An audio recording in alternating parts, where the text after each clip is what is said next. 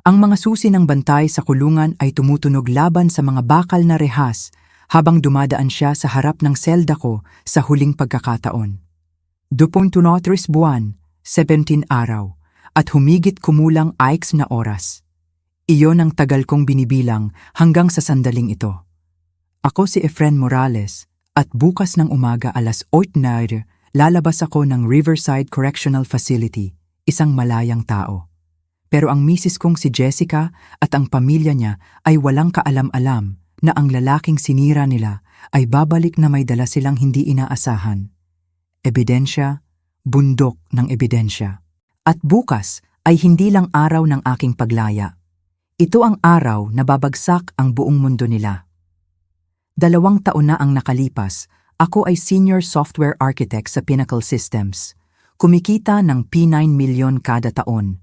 Nakatira sa magandang bahay sa Westbrook Heights kasama ang misis ko na 7 taon ng kasal.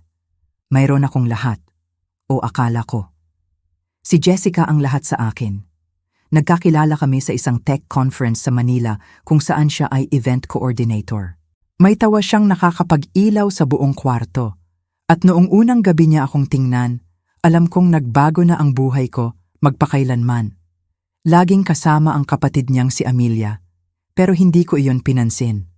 Mahalaga sa kanya ang pamilya at iginagalang ko yon.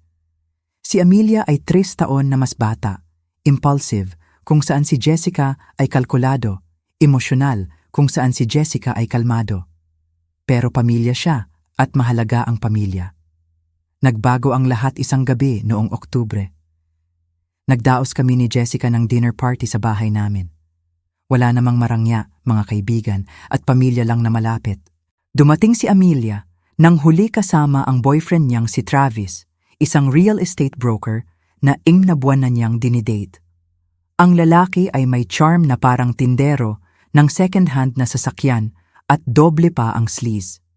Hindi ko siya pinagkatiwalaan, pero si Amelia ay lubos na nahulog, nagpaplano na ng kinabukasan nila kahit hindi pa gaanong kilala. Nang gabing iyon, maraming iniinom si Travis. Pagsapit ng alas 9 ng gabi, naduduwal na siya at gumagawa ng bastos na biro. Hinila ko si Amelia sa kusina at sinabihan na siguro oras na para umuwi sila. Agad siyang nagtanggol, sinabihan akong controlling, na hindi ko raw gusto si Travis at naghahanap lang ng dahilan para punahin siya. Nag-away kami, tumaas ang boses at pumasok si Jessica para mamagitan. Sinabi ko ang mga bagay na hindi dapat sabihin, tinawag na liability si Travis, sinabing mali ang pagmamadali ni Amelia sa isang taong halos hindi niya kilala. Umalis si Amelia na umiiyak, sumunod si Travis na natitumba-tumba. 3 araw pagkatapos, tumawag ang telepono na sumira sa buhay ko. Naaksidente sa sasakyan si Amelia. Si Travis ang nagmamaneho, lasing, ibinalot ang sasakyan sa poste sa Hamilton Street. Si Amelia ay 7 linggo buntis, isang bagay na hindi niya sinabi kahit kanino. Nakaligtas siya sa aksidente na may minor na sugat pero nawala ang baby. Hindi mapakali si Jessica nang marinig ang balita. Nawala ng unang anak ang kapatid niyang bunso at kailangang may sisihin. Ako ang naging sisihin dahil nag-away kami ni Amelia ng gabing iyon. Dahil sinabi kong umuwi na sila. Dahil ayon sa baluktot na lohika ni Jessica, kung hindi ko raw sinaktan ang damdamin ni Amelia, baka hindi siya sumakay sa sasakyan. Baka nanatili pa sila sa bahay namin ng matagal. Naantala ang pag-alis, nagbago ang oras ng sapat para hindi sila nasa intersection na iyon sa eksaktong sandali. Baliw na lohika, pero ang dalamhati ay hindi sumusunod sa lohika. Ang ama ni Jessica na si Ricardo Lansangan, may-ari ng commercial real estate empire na nagkakahalaga ng higit 10 bilyon. Siya ang klasing tao na sanay makakuha ng gusto, sanay yumuko ang mundo sa kanyang kwento. At ang kwentong nilikha niya ay ako ang dahilan ng pagkalaglag ng bunsong anak niya dahil sa pag-aaway na iyon. Sa loob ng 1 linggo, lumipat na si Jessica sa estate ng mga magulang niya. Sa loob ng 2 linggo, nag-file siya ng restraining order na sinasabing emosyonal akong abusive sa buong pagsasama namin. Sa loob ng isang buwan, inaresto ako sa peke na domestic violence charges na pinagawa ng mga abogado ni Ricardo gamit ang maingat na na-edit na recording at testimonya ng mga binayaran para magsinungaling. Ang prosecutor ay kaibigan ng pamilya Lansangan. Ang judge ay magkaibigan sa golf ni Ricardo tuwing Huwebes. Wala akong laban. Ang public defender ko ay sobrang busy at kulang sa paghahanda. Nang subukan kong ipaliwanag na peke ang charges, na hindi ko man lang hinawakan si Jessica ng galit, sinabi lang niya na tanggapin ang plea deal. 2 taon, minimum security kapalit ng pag-amin sa aggravated harassment at reckless endangerment. Kung lalaban ako at matatalo, mime hanggang 7 taon ang labas. Kaya tinanggap ko dahil natatakot ako, mag-isa, at hindi kayang magbayad ng mga abogado na makakalaban sa makina ng pamilya Lansangan. Iyon ang unang pagkakamali ko. Ang pangalawa ay ang pag-iisip na babalik sa katinuan si Jessica at mauunawaan niya ang ginawa niya. Buwan-buwan, tulad ng orasan, dumadalaw sila. Si Jessica, si Amelia, minsan si Ricardo mismo. Nakaupo sila sa harap ko sa visitation room na may pekeng pag-aalala, nag-uusap tungkol sa pagpapatawad at paghilom at kung paano ako dapat managot sa ginawa ko. Sa bawat pagkakataon, tumanggi akong makita sila. Darating ang mga bantay sa selda ko at sasabihin na may bisita ako. At sa bawat pagkakataon, sasabihin ko ang pareho. Hindi, ayaw kong makita sila dahil alam ko ang ginagawa nila. Binubuo nila ang kwento nila, gumagawa ng record ng tapat na pamilya na sinusubukang makipag-ugnayan sa lalaking nanakit sa kanila. Bawat tinanggihang bisita ay naging piraso ng ebidensya sa kwento nila. Tingnan mo kung gaano siya malamig, gaano siya walang pagsisisi. Sinubukan naming tulungan siya, pero tumanggi siya. Pero hindi nila alam na abala rin ako. Maraming oras ang ibinibigay ng kulungan para mag-isip, magplano, maghanda. At kapag may background ka sa software architecture at data systems, natututo kang makakita ng pattern, makahanap ng koneksyon na hindi napapansin ng iba. Ang cellmate ko sa unang buwan ay si Marco Rodriguez, dating forensic accountant na nagkamali sa pagbunyag ng embezzlement scheme ng boss niya. Naging magkaibigan kami at tinuruan ako ni Marco ng mga bagay tungkol sa financial investigation na hindi natutunan sa computer science degree ko. Paano i-trace ang pera sa shell corporations? Paano makita ang pattern sa accounting records? Paano hanapin ang mga puwang kung saan nawawala ang pera at naililipat ang resources? Sa limitadong access ko sa computer sa prison library, nagsimula akong maghukay sa pananalapi ng pamilya Lansangan. Hindi direkta. Hindi ako tanga na mag-hack mula sa computer ng kulungan. Pero public records ay public records. At kung alam mo kung saan titingin at ano ang itatanong, marami kang matututunan. Impressive ang real estate empire ni Ricardo sa papel, pero may mga bitak sa pundasyon. Mga property na binili sa inflated prices mula sa shell companies na bumabalik sa ibang property na pag-aari niya. Insurance claims sa mga building na may misteryosong sunog ilang linggo pagkatapos madagdagan ng policy. Zoning variances na naaprubahan ng imposible ng mabilis para sa isang tao na nagtatrabaho sa 3 anak ng city council members. Nagsimula akong magtago ng detalyadong notes, cross-referencing public records sa news articles, gumagawa ng timeline ng questionable transactions pabalik ng 15 na taon. Pagkatapos ay ang investigasyon sa aksidente ni Amelia. Public record ang police report at may nakakabahala dito. Lasing si Travis nang magmaneho. Iyon ay malinaw. Blood alcohol level na, 17, doble sa legal limit. Pero ang aksidente ay nangyari alas 11:47 ng gabi, higit 2 oras pagkatapos umalis sa bahay namin. Saan sila napunta sa mga nawawalang oras na iyon? Ang crash site ay sa Hamilton Street, na malayo sa ruta mula sa bahay namin patungong apartment ni Amelia. Nag-file ako ng Freedom of Information requests para sa traffic camera footage ng gabing iyon. Tumagal ito ng 6 na buwan at 3 appeals, pero nakuha ko rin ang digital files na nagpapakita na tumigil ang sasakyan ni Travis sa bar na The Copper Room sa Westside Avenue alas 10:23 ng gabi. Nandun sila sa loob ng 47 minuto, Nakita ko silang pumasok sa exterior camera footage. Natitumba-tumba na si Travis at tumatawa si Amelia nakahawak sa braso niya. Nang umalis sila, may fresh drink pa si Travis sa kamay na iniinom habang sumasakay sa driver's seat. Kaya pala, walang epekto ang away ko sa kanila. Nag-inuman pa sila pagkatapos umalis sa bahay namin, lalong nalasing, at pinayagan pa ni Amelia ang lasing niyang boyfriend na magmaneho pa uwi. Pero kumbinsido ang pamilya ni Jessica at lahat na ako ang responsable na ang matitinding salita ko ang nag-umpisa ng chain of events na nagtapos sa trahedya. Ang dating colleague ko sa Pinnacle Systems, si Dennis Chen, bumisita sa akin sa ika-14 na buwan. Isa siya sa ilang tao mula sa dating buhay ko na naniniwala sa kawalang sala ko. Sinabi sa akin ni Dennis na niliquidate ni Jessica ang lahat ng joint assets namin sa loob ng 3 buwan pagkatapos ako makulong, na ibenta ang bahay namin, nawala ang pera sa accounts na hindi ko matrace mula sa loob, nawala ang investment portfolio namin. Kahit ang sasakyan na binili ko bago kami magkasal ay naibenta, lahat ng pinagsamahan namin ay nawala. At si Jessica ay komportableng nakatira sa estate ng mga magulang niya, nagtatrabaho bilang Director of Charitable Giving sa kumpanya ng ama niya. Si Dennis ay nanatili sa Pinnacle Systems at napansin niya ang isang kawili-wiling bagay. Nagkontrata ang kumpanya sa Lansangan Commercial Properties para sa bagong office expansion. Bahagi ng kontrata ang pag-integrate ng project management software ng Pinnacle sa internal systems ng Lansangan para i-coordinate ang construction schedule. At si Dennis, bilang Senior Systems Integration Specialist, ay may administrative access sa parehong networks. Ginugol ko ang susunod na X na buwan sa paglakad kay Dennis kung ano ang hanapin at saan hanapin. Hindi hacking. Maingat ako ron. Lehitimong access lang sa systems na autorisado na siya gamitin, pagkuha ng reports at data na technical na nasa saklaw niya bilang bahagi ng integration project.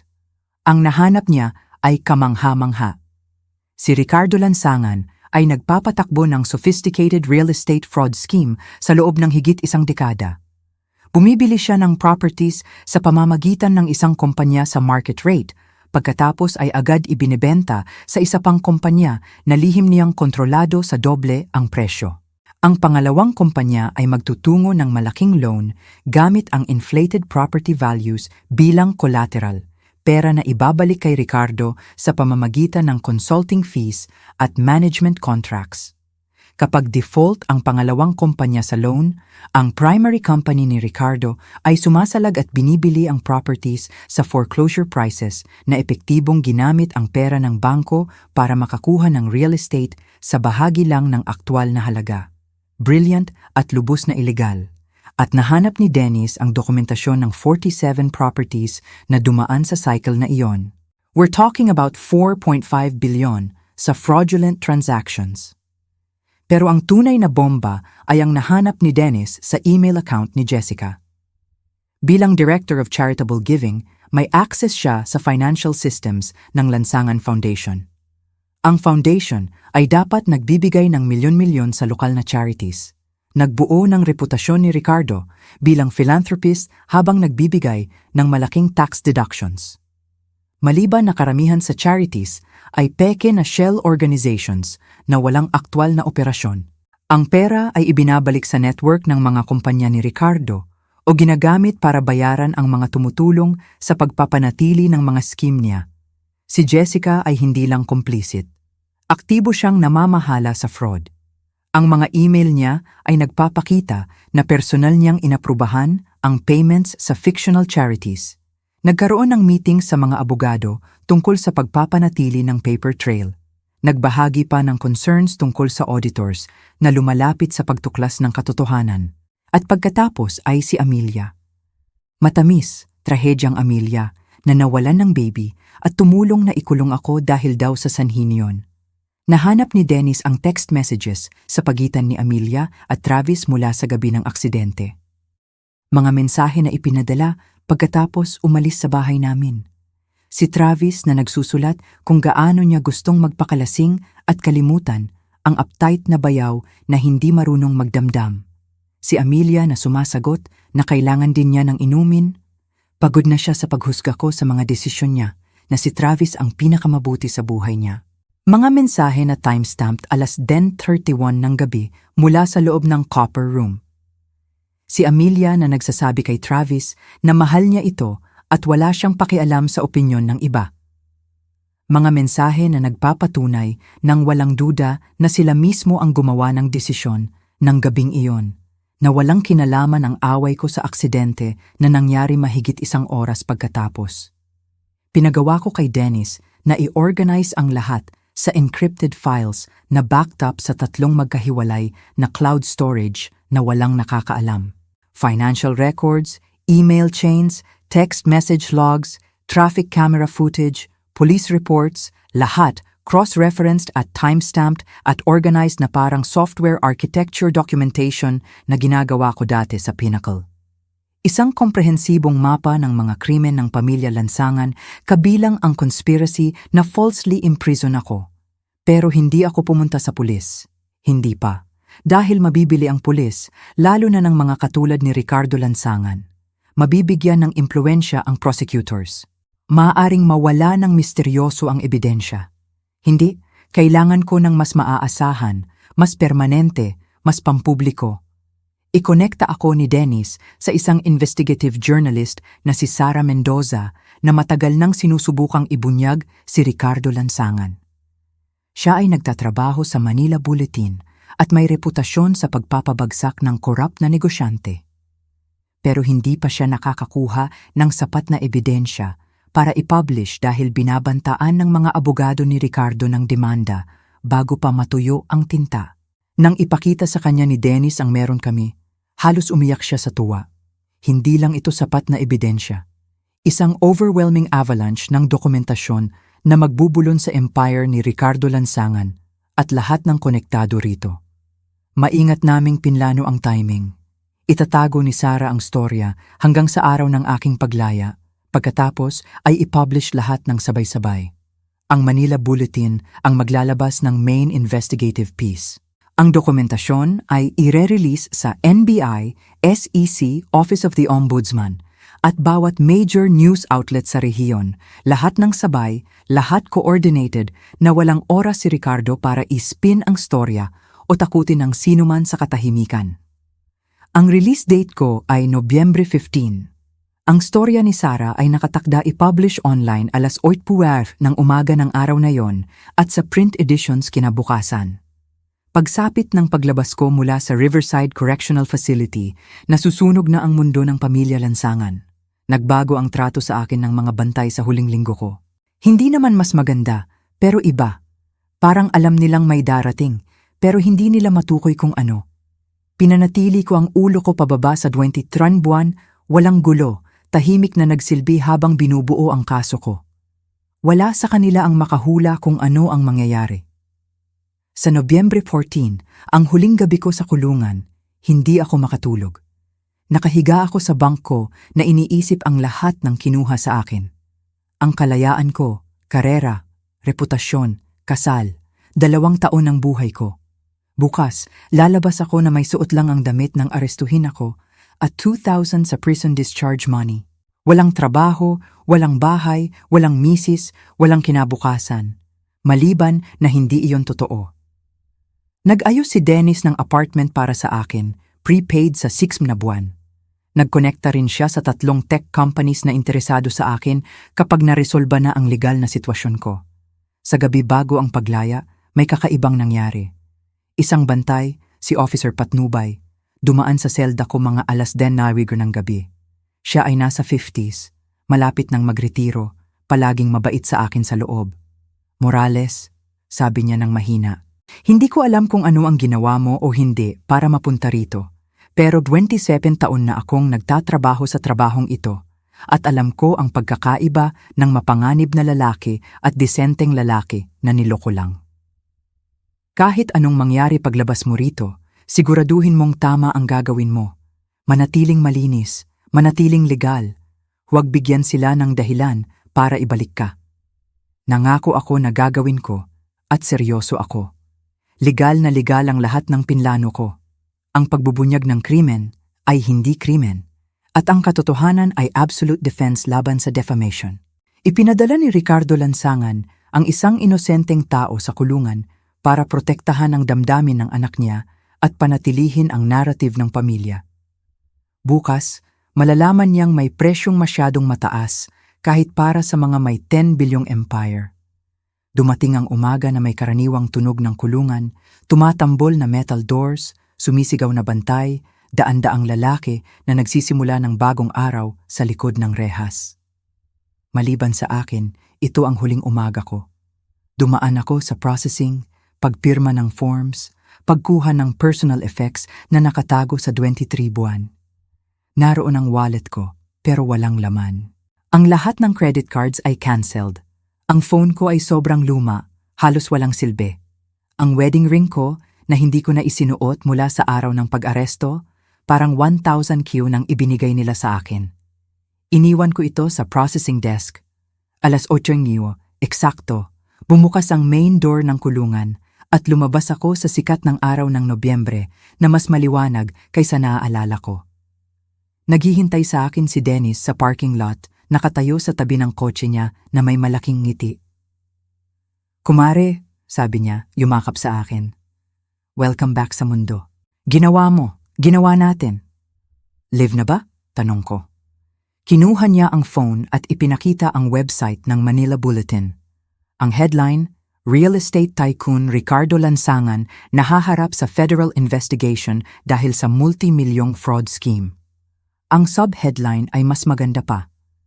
Imbestigasyon ng bulletin, inihahayag ang dekada ng peking charities, shell companies, at fabricated property values, anak ng lokal na negosyante implicated sa conspiracy. Nanginginig ang kamay ko habang nag-scroll sa artikulo. Kamanghamanghang trabaho ni Sara Mendoza sa paglalahad ng buong scheme sa malinaw at nakakabagsak na detalye. Mga larawan ng documents, screenshots ng emails, financial charts na nagpapakita ng daloy ng pera sa network ng shell companies. Lahat ng pinagsama-sama namin sa 18 buwan ng maingat na investigasyon, ngayon public record, ngayon hindi maikakaila na ebidensya. Nagsimulang mag-buzz ang phone ni Dennis sa news alerts. Nag-anunsyo ang NBI na binuksan nila ang opisyal na investigasyon. Sinusuri ng SEC ang trading records. Tinawag ng Office of the Ombudsman ang special prosecutor. Nangyayari ito eksakto tulad ng pinlano namin, maliban na mas mabilis at mas malaki kaysa inaasahan ko. Nagmaneho kami sa bagong apartment ko, isang simpleng one-bedroom sa Riverside Commons, malayo sa dating kapitbahayan, pero malinis at abot-kaya. Binigyan ito ni Dennis ng basic furnishings at may bagong laptop na naghihintay sa desk. Pinakamahalaga, may burner phone na may isang numero lang na programmed. Direct line ni Sara Mendoza. Tinawagan ko siya agad. "Efren," sabi niya sa unang ring. "Welcome to freedom. Ano ang pakiramdam?" Para bang nakakahinga na ako ng maayos. "Salamat, Sara. Ikaw ang gumawa nito." "Hindi, ikaw ang gumawa. Tinulungan ko lang ma-print." Nagtatawagan na ang mga abogado ni Ricardo Lansangan sa editors ko, binabantaan ng demanda sa defamation. Sinabi ko sa kanila, good luck dahil lahat sa artikulo ay documented fact. "Ano ang susunod?" tanong ko. "Ngayon maghihintay tayo. Magtatagal ng linggo ang NBI para buuin ang case nila. Pero sa ebidensyang ibinigay mo, sapat na para magsimula sa pagkuha ng records at pag-freeze ng assets. Hindi makakatakas si Ricardo rito, Efren. Ito ay hindi lokal na eskandalo na maitatago. Ito ay federal fraud, wire fraud, bank fraud, tax evasion, conspiracy. Decades sa federal prison kung makukumpirma. Ang dating phone ko na pinareactivate ni Dennis na may bagong numero, nagsimulang tumunog ng tuloy-tuloy. Mga tawag mula sa mga numero na hindi ko kilala, siguro mga reporter na gustong makuha ang panig ko. Pinapunta ko lahat sa voicemail. Pagkatapos ay dumating ang tawag na kilala ko, numero ni Jessica. Tinitigan ko ang screen ng matagal bago sumagot. "Efren," sabi niya, nanginginig ang boses. "Hindi ko alam kung ano ang iniisip mong naaabot mo rito, pero kailangan mong itigil." "Itigil ang ano?" "Ang pagsasabi ng katotohanan. Sinisira mo ang pamilya namin. Nagpadala ka ng peke na ebidensya sa NBI. Patutunayan ng mga abogado ng tatay ko na lahat sa artikulong iyon ay kasinungalingan. Iyon ba ang sinabi niya sa'yo? Tanong ko ng kalmado. Na lahat ay peke.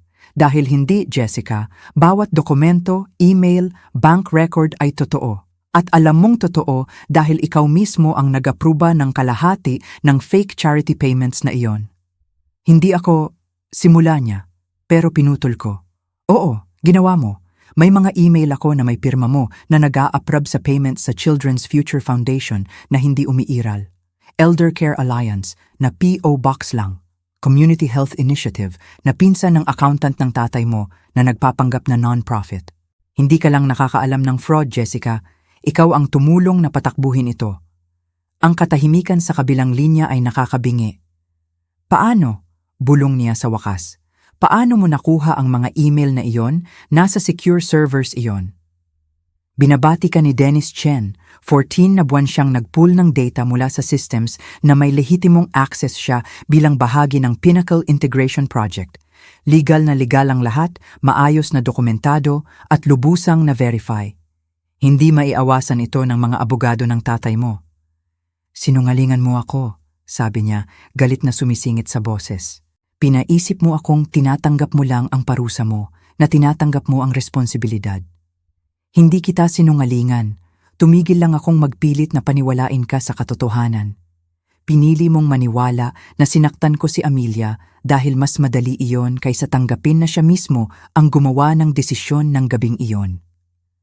Pinili mong suportahan ang vendetta ng tatay mo dahil mas mahalaga ang family loyalty kaysa hustisya.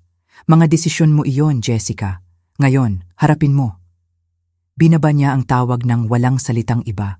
Umupo ako sa sofa sa bagong apartment ko.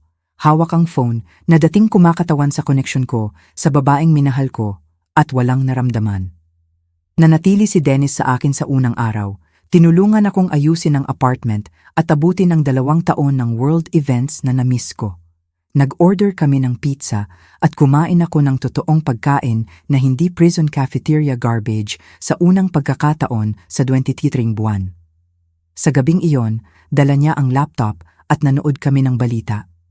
Bawat lokal na istasyon ay nagpapatakbo ng kwento.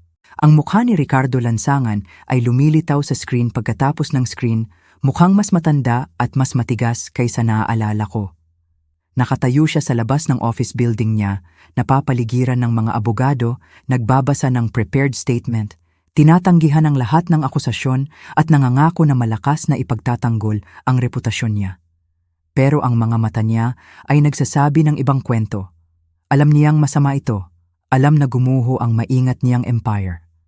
Pagsapit ng umaga, 3 karagdagang development ang nangyari. Nag-raid ang NBI sa headquarters ng Lansangan Commercial Properties, lumabas na may dosenang kahon ng documents. Na-freeze ng Office of the Ombudsman ang assets ng Lansangan Foundation pending investigation. At pinakakasiya siya, si Jessica ay inilagay sa administrative leave mula sa posisyon niya habang may internal review ang kumpanya.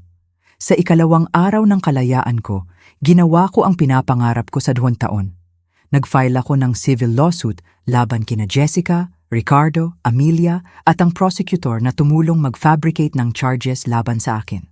Wrongful prosecution, malicious prosecution, defamation, intentional infliction of emotional distress, bawat cause of action na naisip ng bagong abogado ko.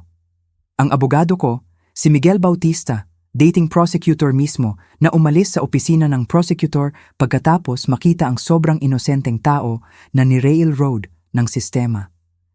Nang ipakita sa kanya ni Dennis ang case ko, pumayag siyang kunin ito sa contingency. Sa lahat ng lumabas, sabi niya sa unang meeting namin, napakalakas ng case mo. Ang prosecutor na humawak ng case mo, si Davis Cruz, iniimbestigahan na sa misconduct sa 6 na iba pang kaso.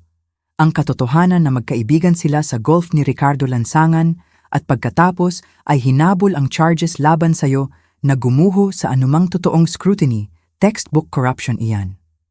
Ano ang tsansa natin? Tanong ko. Sa civil court? Sa totoo lang, Efren, mas mataas sa 90%. Ang criminal case laban sa kanila ay mas malakas pa, pero hindi iyon ang departamento natin. Kailangan lang nating patunayan sa preponderance of the evidence na alam nila at lumahok sa pagpapakulong sa'yo ng mali. At batay sa dokumentasyon na pinagsama-sama mo, kamangha-manghang madali iyon. Sa ikatlong araw, isa pang sorpresa. Si Travis Blake, ang dating boyfriend ni Amelia na nagmaneho ng lasing sa gabi ng aksidente, nagpaabot sa akin sa pamamagitan ng abogado niya. Gusto niyang makipagkita sa akin. Bakit ako makikipagkita sa kanya? Tanong ko kay Miguel. Dahil sinasabi ng abogado niya na handa siyang mag-testify tungkol sa pressure na natanggap niya mula sa pamilya Lansangan para suportahan ang narrative nila na ikaw ang dahilan ng aksidente. Apparently, binayaran ni Ricardo Lansangan ang legal fees ni Travis sa DUI charge kapalit ng pagpayag ni Travis na hindi banggitin na nag-inuman pa sila pagkatapos umalis sa bahay mo. Nagkita kami sa opisina ni Miguel. Mukhang masama si Travis, parang kinakain siya ng guilt sa 2 taon. Sober na siya ngayon, 18 buwan na at nagtatrabaho bilang warehouse supervisor na sinusubukang buuin muli ang buhay. Sorry ako, sabi niya bago pa ako makaupo. Sobrang sorry sa pinayagan kong gawin nila sa'yo. Natakot ako at broke at inalok ni Ricardo Lansangan na ayusin ang lahat ng problema ko kung tatahimik lang ako tungkol sa gabing iyon. Alam mo kung ano talaga ang nangyari? Sabi ko, hindi tanong. Pumunta kami sa copper room pagkatapos umalis sa inyo. Gusto ni Amelia na mag-party pa. Sabi niya kailangan niyang mag-blow off steam pagkatapos ng away niyo. Lasing na ako mula sa dinner party niyo pero pinilit niya. 3 rounds pa ng shots at pag-alis namin, completely wasted na ako. Alam niyang masyado akong lasing magmaneho pero sumakay pa rin siya. Hindi man lang sinubukang pigilan ako. Ang aksidente ay puro kasalanan namin, hindi mo. Alam ni Ricardo Lansangan niyon, patuloy niya.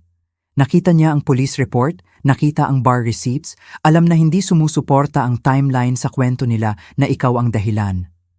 Pero devastated si Amelia sa pagkawala ng baby at galit si Jessica at kailangan nila ng sisihin. Si Ricardo ang nagdesisyon na ikaw iyon. Binayaran niya ako ng 375 milyon para manahimik tungkol sa bar at hayaan silang buuin ang narrative nila. Tinanggap ko ang pera dahil nahaharap ako sa oras sa kulungan para sa DUI at vehicular assault charges. Hindi ako proud nito. Ang testimonya ni Travis ay sisirain ang natitira sa credibility ng pamilya Lansangan. In record ni Miguel ang lahat.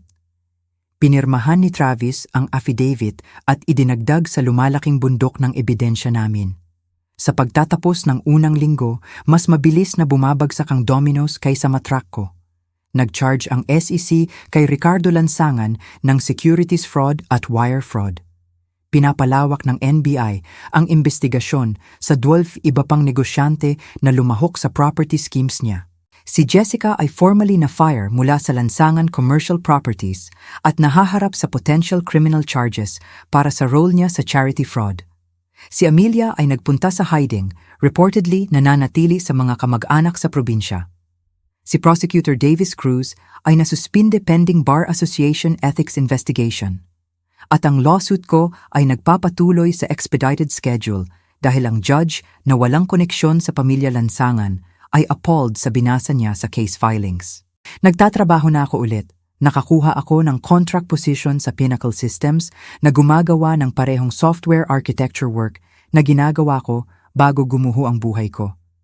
Ang boss ko, si Linda Ramirez, sinundan ang case ko at naniniwala sa kawalang sala ko mula umpisa.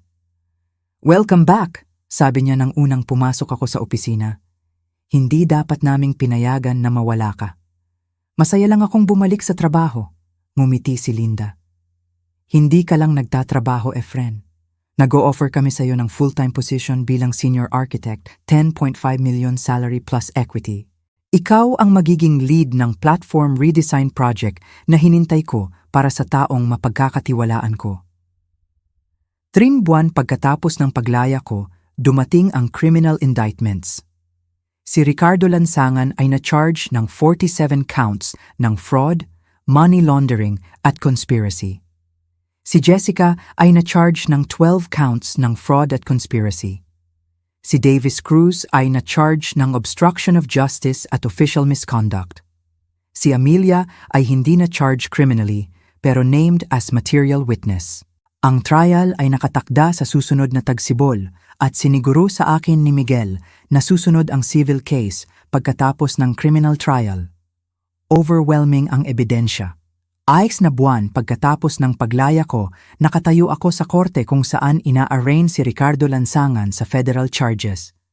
Mukhang 20 taon na mas matanda siya, broken sa paraang hindi kayang ayusin ng pera. Nang magtama ang mga mata namin sa korte, nakita ko ang pagkilala at iba pa. Takot. Hindi takot sa kulungan, kundi takot sa lalaking minaliit niya. Isang lalaking sinubukan niyang sirain na gumugol ng 2 taon sa pagplano ng perpektong paghihiganti. Hindi sa karahasan, hindi sa iligal na scheme, kundi sa isang bagay na hindi kayang bilhin ni Ricardo Lansangan. Ang katotohanan. Pagkatapos ng hearing, nakita ako ni Sara Mendoza sa hallway. Ano ang pakiramdam? Tanong niya. Pinapanood siyang harapin ang hustisya. Iniisip ko ang tanong na iyon. Hindi parang tagumpay, parang pagbabalanse ng accounts. Hindi ako gustong maghiganti, Sara. Gusto ko lang mahalaga ang katotohanan. Mahalaga ang katotohanan. Ang case mo ay nagdulot na ng reforms sa opisina ng prosecutor. 3 iba pang tao na hinawakan ni Davis Cruz ang cases ay ini-review na. Higit ka pa sa pagliligtas sa sarili mo, Efren. Inilantad mo ang sirang sistema. Sa gabing iyon, umupo ako sa apartment ko at ginawa ang hindi ko ginawa sa 2 taon. Natulog ako ng mahimbing nang walang bigat ng kawalan ng hustisya sa dibdib ko. Walang galit na nagbigay buhay sa akin sa 23 buwan ng pagkakakulong. Ang huling tawag ni Jessica ay dumating 8 buwan pagkatapos ng paglaya ko. Umiiyak siya, isang bagay na hindi ko narinig kahit sa pinakamasamang away namin. Mapupunta ako sa kulungan, sabi niya ng simple. Sabi ng abogado ko, malamang 18 na buwan sa minimum security facility. Tatay ko ay 15 hanggang 20 taon ang tingin. Buong pamilya namin nawasak. Mas masaya ka na ba ngayon? Ito ba ang gusto mo? Wala akong gusto nito. Gusto ko lang lumabas ang katotohanan. Gusto kong malaman ng mga tao na hindi ko sinaktan si Amelia. Gusto kong harapin ng mga taong sinadya na ikulong ang inosenteng tao ang mga konsekwensya. Kung sinira nito ang pamilya mo, Jessica, iyon ay dahil pinili ng pamilya mo na buuin ang sarili sa kasinungalingan. May mahabang katahimikan. Mahal kita, sabi niya sa wakas. Talaga, mahal din kita. Pero hindi sapat ang pag-ibig kapag nakaugat sa kasinungalingan at kawalan ng hustisya. Pinili mo ang bersyon ng pamilya mo kaysa katotohanan. Pinili mong maniwala na kayang gawin ko ang mga akusasyon nila. May mga konsekwensya ang mga pagpipiliang iyon. Binaba ko ang tawag at binlock ang numero niya. May mga tulay na hindi nasulit na itayong muli. 1 taon pagkatapos ng paglaya ko, natapos ang civil trial. Nagbigay ang jury ng 435 milyon sa damages. Ang real estate empire ni Ricardo Lansangan ay nadismantla. Ang assets niya ay nakuha o naibenta para bayaran ang restitution sa mga bangko na niloko niya.